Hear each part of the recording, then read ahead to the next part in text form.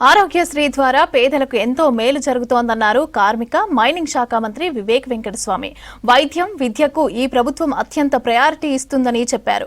సిద్దిపేట జిల్లాలో పర్యటించిన మంత్రి సిద్దన్నపేటలో కొత్త రేషన్ కార్డులను పంపిణీ చేశారు. 10 ఏళ్లు ప్రజలను మోసం చేసి కేసీఆర్ పాలించారన్నారు. డబుల్ బెడ్రూమ్ ఇండ్లు ఇస్తానని చెప్పి ఏ ఒక్కరికి ఇవ్వలేదన్నారు. కాంగ్రెస్ ప్రభుత్వం రాగానే ప్రతి పేదోడికి ఇందిరమ్మ ఇండ్లు ఇస్తున్నామన్నారు. సిద్దిపేట జిల్లాకు 10,000 ఇండ్లు మంజూరు చేశామని చెప్పారు. ఇక త్వరలో 2 లక్షల ఉద్యోగాల భర్తీ హామీని కూడా నెరవేరుస్తామని చెప్పారు వివేక్.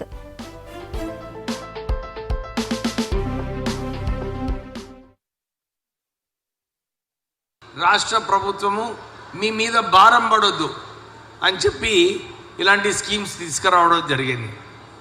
ఒకవైపు వైద్యం, ఒకవైపు విద్యలో కూడా అన్ని చోట్ల కూడా మంచి స్కూళ్ళు ఉండాలి, మంచి టీచర్లు ఉండాలి అని చెప్పి ఈ సంవత్సరంలో సుమారు 10,000 ఉద్యోగాలు మన టీచర్లను భర్తీ చేయడం జరిగింది.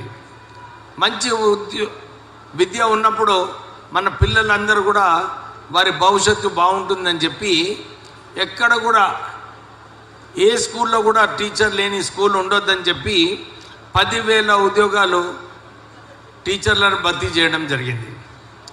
విద్య మన సిద్దిపేట జిల్లాలో కూడా ఎక్కడన్నా స్కూల్లో సరైన ఇన్ఫ్రాస్ట్రక్చర్ లేకుంటే మీరు చెప్పండి, జిల్లా కలెక్టర్ గారు ఉన్నారు, మీకు తక్షణమే దానికి నిధులు మంజూరు చేసి స్కూళ్ళలో కూడా మంచి వాతావరణం క్రియేట్ చేయడానికి రాష్ట్ర ప్రభుత్వం పనిచేస్తుంది.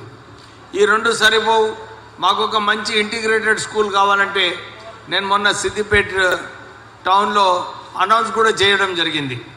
మీ సిద్దిపేట ప్రాంతంలో 200 కోట్ల రూపాయలతోని మంచి ఇంటిగ్రేటెడ్ స్కూల్ కూడా కట్టించబోతున్నామని చెప్పి ప్రజలకు చెప్పడం జరిగింది. అంటే ఒకవైపు వైద్యము, ఒకవైపు విద్య, తర్వాత బీద ప్రజలందరికీ కూడా ఒక పైకప్పు ఉండాలి, ఒక సొంత ఇల్లు ఉండాలి. కేసీఆర్ 10 సంవత్సరాలు నేను మీ అందరికీ డబుల్ బెడ్రూమ్ ఇల్లు కట్టిస్తానని చెప్పి మీ అందరు ఓట్లు వేయించుకోవడం జరిగింది. కానీ మనకు డబుల్ బెడ్రూమ్ ఇల్లు ఇచ్చిండా చెప్పండి, ఇయ్యలేకుండా ఇట్లా చెప్పండి, ఇచ్చిండా ఏమ్మా, ఇచ్చిండా? ఇయ్యలేదు. కానీ కాంగ్రెస్ ప్రభుత్వం వచ్చిన తర్వాత మీ అందరికీ ఇందిరమ్మ ఇల్లు ఇస్తే బాగుంటుందని చెప్పి మన సిద్దిపేట నియోజకవర్గానికి 3,500 ఇల్లు శాంక్షన్ చేయడం జరిగింది. మీకు ఫ్రీ కరెంట్ కూడా ఇవ్వాలని చెప్పి 200 యూనిట్లు ఫ్రీ కరెంట్ ఇస్తున్నారు. దీంతో పాటు మహిళలు మీకు వడ్డీ లేని రుణాలు ఇవ్వాలి. వడ్డీ లేని రుణాలు ఇస్తే మహిళలు కూడా మంచిగా బిజినెస్ చేసుకోవచ్చు అని చెప్పి మీరు ఇంతకుముందు చూసినారు.